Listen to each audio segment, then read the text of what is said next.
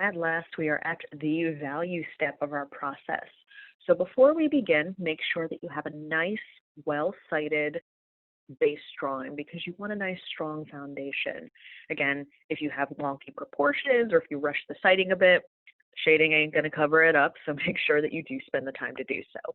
Hopefully this went fairly quickly because this apple is a fairly simple shape, so we want to make sure that we're being economical about our process.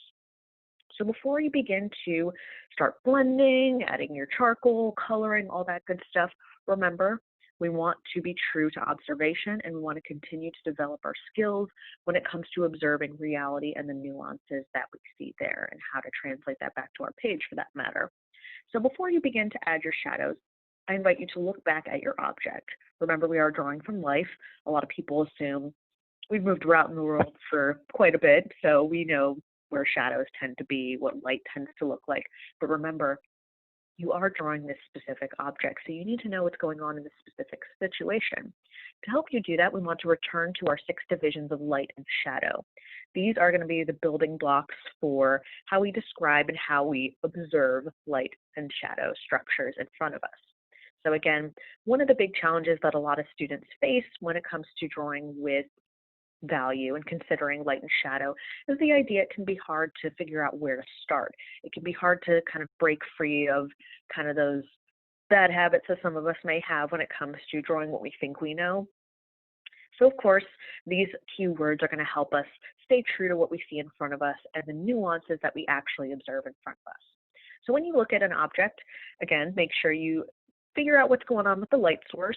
Is it artificial? Is it natural? Is it a combination of both? How far are the objects away from the light source? Is the light source strong or weak? All of those elements will affect how your shadows manifest on your particular object.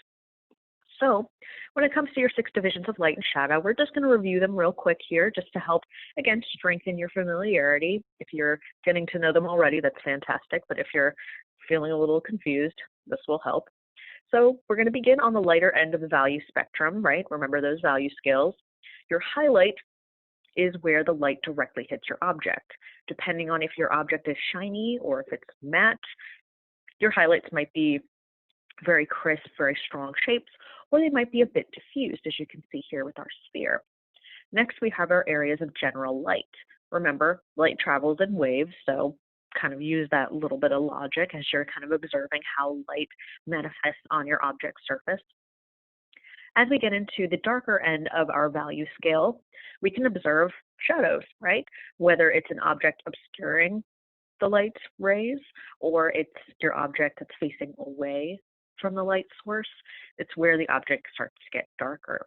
So we want to observe that the fact that there are shadows and that there are shadows going on within your bigger areas of shadow. And again, this is something that beginners tend to forget, that there are nuances within these areas, right? When you color in your shadows, they shouldn't all just be pitch black, right? We want to observe, again, the range within them. So of course you have your area of general shadow, and then we have what's called the core of shadow.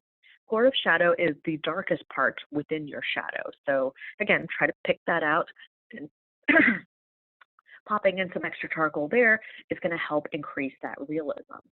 Additionally, we also have everybody's favorite, the cast shadow. So people love drawing the cast shadow because oftentimes it's pretty easy to pick out.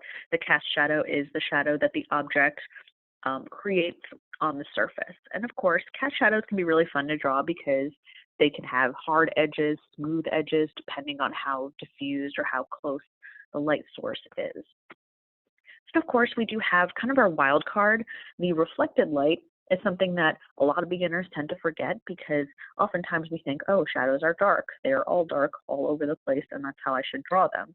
But remember, light travels in waves. Light's bouncing around and reflecting off of other things you got going on. You can see here in our little picture, our little cube friend is probably reflecting some light onto that left side of our sphere. And you can see that area of nice little bit of light, that little hint of light going on down there. So definitely don't be afraid to pick that stuff out as you see them, because hinting at that little area of reflected light, bringing in your eraser to kind of touch that stuff up, that will give you that increased realism. So again, make sure you're observing, make sure you're doing what you see in front of you, and that includes all 6 divisions of light and shadow and the nuances in between them. So let's go back to our apple friend. Take a couple minutes to figure out what 6 divisions of light and shadow are within your apple. And again, it may seem like we're spending time on this, and that's obvious because, of course, we need to make sure that we proceed with a productive and economic mindset. Again, a lot of times when students kind of have trouble with value drawing is because they aren't really sure where to start. They're not sure how to negotiate economy because we want to work from general to specific and take advantage of the layering that's possible with charcoal. So I recommend squinting at your object to figure out where to start, to really pick out where those foundation shadows are going to be. Because remember, we don't want to start out with fine details right away, because of course, if you lay down your details and you realize, oh, I need to put a little base gray underneath there, you're going to need to blend all that and mess up your work, and that's not good for your time. So squint at your object and to find those big basic areas of shadow. So again, you can see that I've blurred the image to simulate you squinting your eyes at the object. And of course, this is going to give you a hint as to those big patches of shadow that you should lay down first. Here you can see that we obviously have some darker shadows on the apple in the pit area and the little stem area. Over to the right side, kind of curving down the apple's edge all the way down to the base of the object.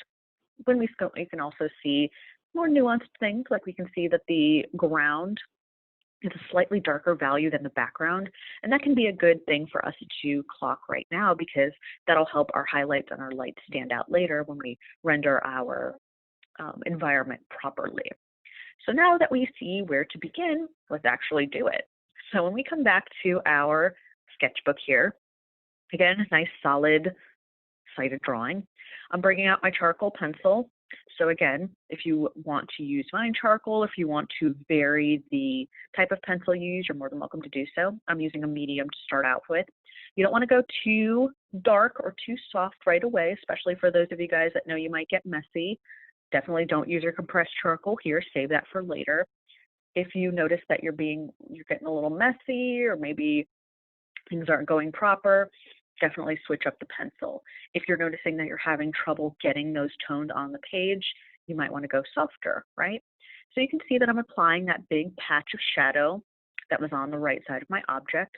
I am shading in, going fairly medium to light pressure on the page. Again, you don't want to go too hard because those shadows aren't truly deep, deep dark, but you do want to pop some down. We do want to break the ice, and that can be hard to do. So that's why we use our patch system. So you can see that I'm shading in the kind of the direction of the curve of the apple as it curves down to the base. That can be a good way to kind of simulate the structure and surface. Remember, across contours, we can use that kind of logic when it comes to how we imagine the surface of our object is actually going to be. So you can see I'm putting in these big floppy patches.